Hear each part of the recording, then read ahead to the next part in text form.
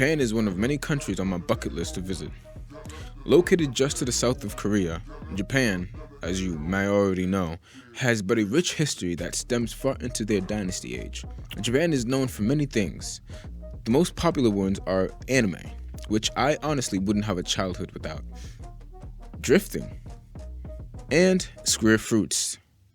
Yep.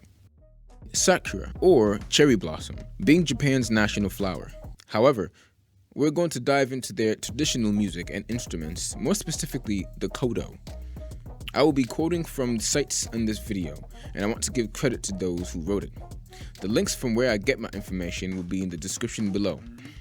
With no further ado, let's jump right in. Imagine this.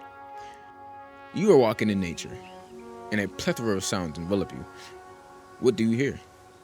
Birds chirping, leaves swaying, and maybe even a waterfall. Traditional Japanese music, the art of which nature is imitated by sound and instruments, perfects the emotion one feels when one is surrounded by nature. In other words, traditional Japanese music imitates nature. Japanese music combines vocals or instruments to convey an emotion, whether soft vocals like the winds flowing through the trees, or a militant ambiance having percussions like the taiko to sound like a raging thunderstorm. By the way, check out the track Fertility of the Sea. It's crazy. Their traditional music is developed from a foundation of storytelling and lyrical vocalizations that have narrations accomplished by instruments. It can also be described as poetry that flows not against, but alongside a river current. Wherever that river flows, the instruments are not far behind. And whatever that river does, the instruments watch closely. Now, let's dive into the instrument, the kodo, and the history behind such a magnificent instrument. But first, I want to show you a track I produced. I wanted to use the kodo to simulate a thunderstorm. Tell me what you guys think in the comments down below. Enjoy.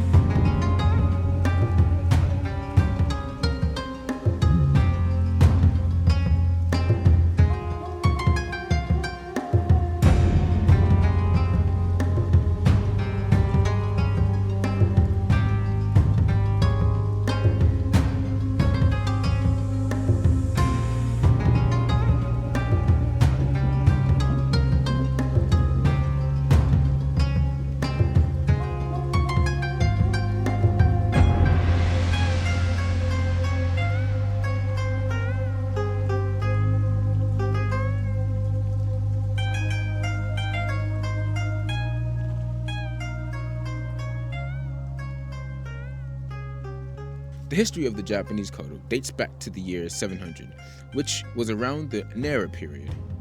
At first, the Chinese instrument, the goshan, was brought to Japan and used as their court music, but after a while, Japan added their own spin on the instrument, thus creating their unique sound, and with it, cultivating their culture as well. It was the kodo that was played in the imperial court for generations. In the 7th century, this famous shamisen player, who was also blind, was the first to learn how to play the instrument, and it became a piece of traditional Japanese music. For the description, the kodo, which can also be called kin, is a long Japanese board zither that has 13 silk strings with movable bridges.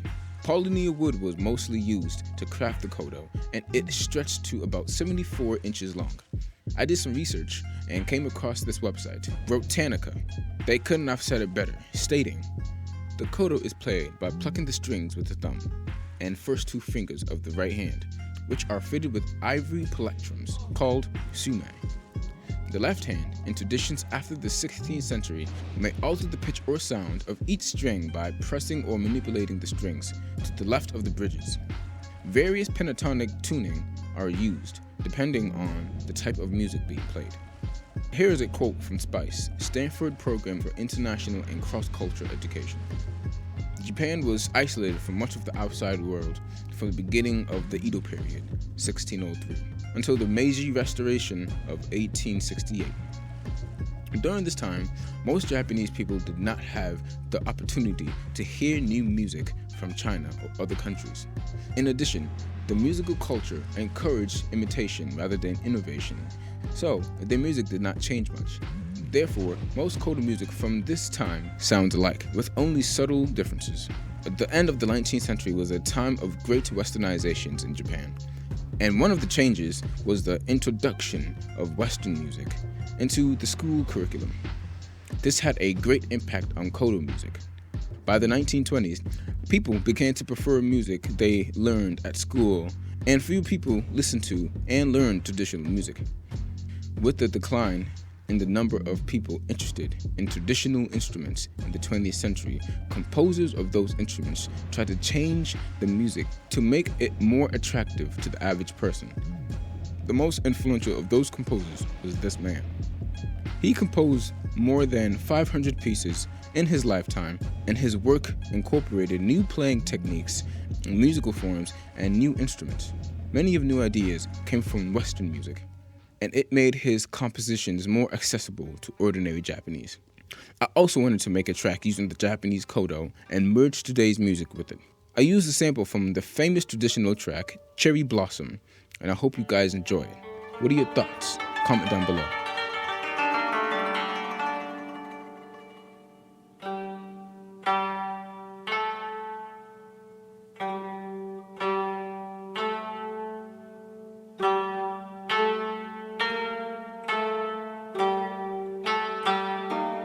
Check me out.